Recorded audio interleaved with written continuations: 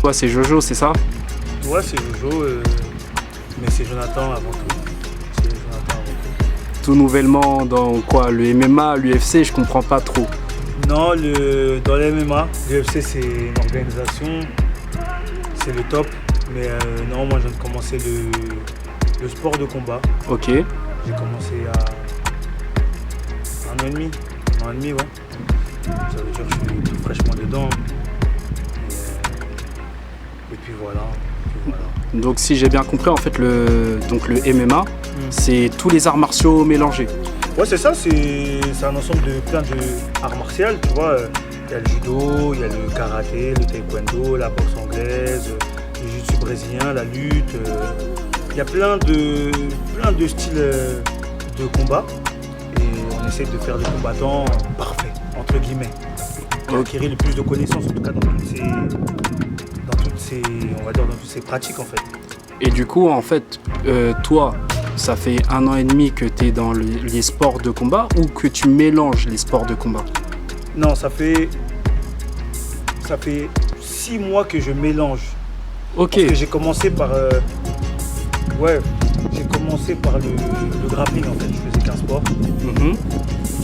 Et après, par la suite, j'ai commencé à faire du MMA. Enfin,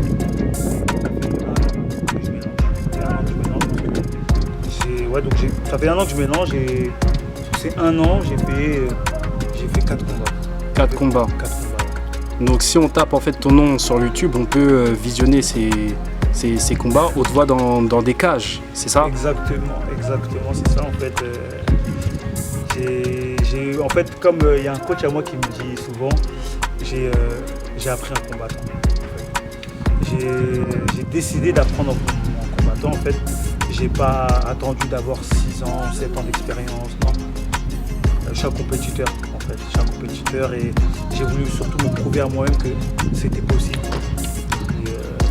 Mais ça signifie, si je comprends bien, que tu te mesures à des gens qui ont attendu 5-6 ans ou... Il y a des gens qui ont commencé ça depuis qu'ils sont jeunes, depuis qu'ils sont tout petits. Ok. Donc en fait, il y en a même qui ont des 12, des 13 ans d'expérience devant moi. Ok. De pratique en tout cas. Et toi, tu viens juste en fait avec 2 ans d'expérience dans la cage. Ouais, c'est ça. C'est ça en fait. Je viens avec mon cœur, surtout. Je viens avec mon cœur parce que j'essaie de rattraper ce retard.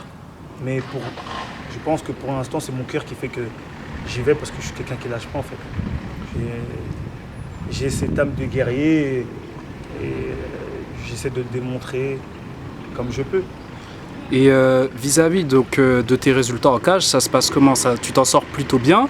Ou face avec des adversaires qui ont 12-13 ans, c'est que des leçons et des fessées?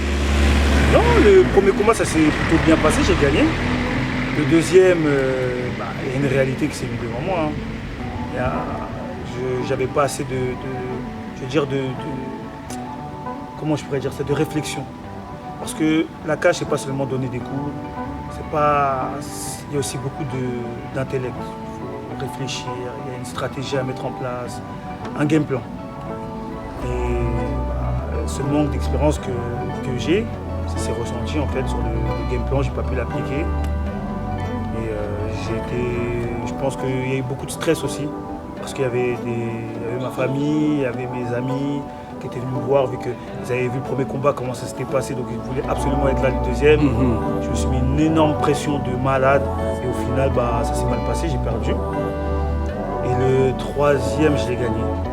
Je suis devenu revanchard de fou malade, je l'ai gagné. Le quatrième, ça a été... Je l'ai perdu, mais je suis quand même content, parce que c'est face à un mec qui avait un style lutteur, qui avait un style qui était contraire à mon style à moi, parce que moi je suis plus, on va dire, un striker. D'accord.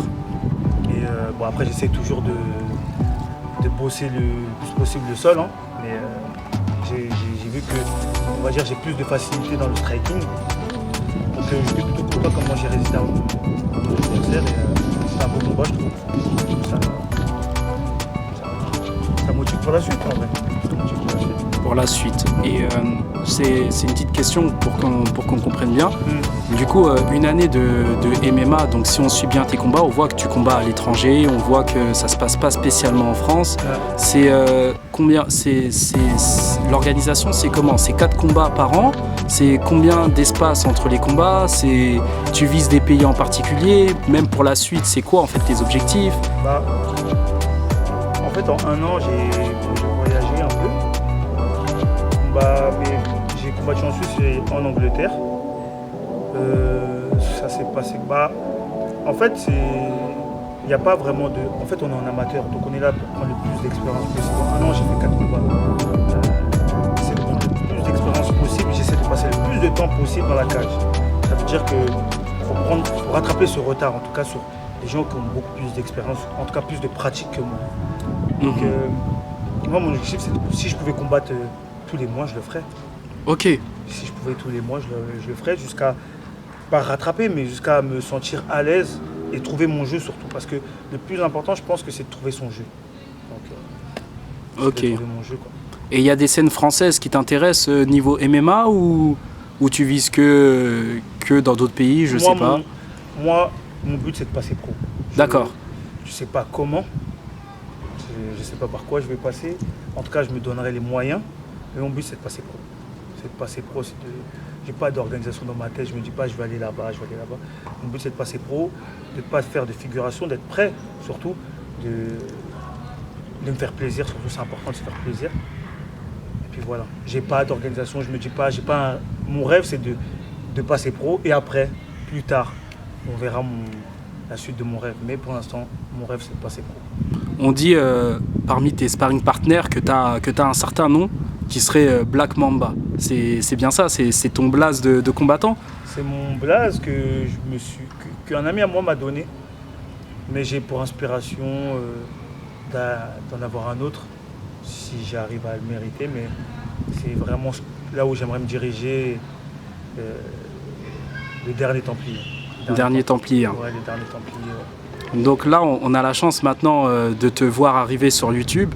Et c'est-à-dire qu'en fait, tu comptes nous balancer des vidéos de quel contenu? En fait, j'ai envie de vous montrer un peu la difficulté de ce sport, en fait. Parce que souvent, les gens, ils pensent que c'est que monter dans la cage et tout, mais il y a des sacrifices que je vais vous montrer parmi mes vidéos, je vais vous montrer un peu les difficultés. Après, aussi des très très bons moments, et tout. Je vais vous montrer mes entraînements, mes prépas physiques, tout ça. En fait, je vais tout vous montrer. Il y aura de mon intimité aussi, parce que, comme je l'ai dit, c'est un tout. Un combattant, c'est plein de choses. Et vous allez voir comment on arrive au jour J, en fait. Comment on arrive au jour J, tout simplement. Par quels moyens. Et je vais vous faire découvrir ma vie, en fait, à travers ma page YouTube et tout. C'est ça. Ok, et un petit message, du coup, pour la communauté que tu vas rassembler. Mais avant ça, j'aimerais savoir, comme en fait tu affrontes des adversaires, donc c'est vraiment ça qui choque le plus, qui ont des 12 ans d'expérience et t'en as que 2 ans, il n'y a pas d'âge pour commencer, il n'y a pas de...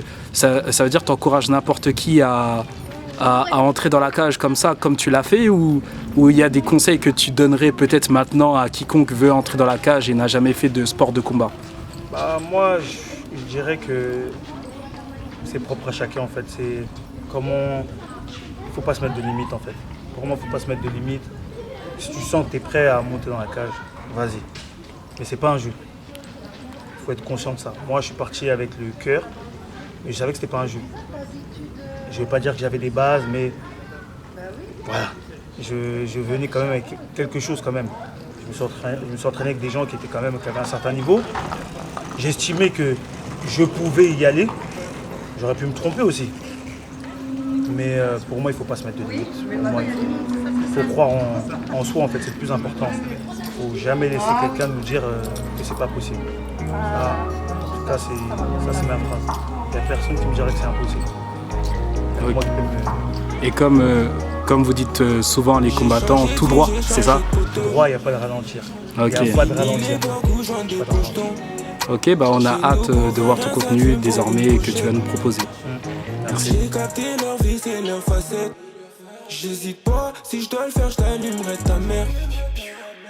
J'ai des frères enfermés à notaire. Je veux pas de cette vie-là, je dois rendre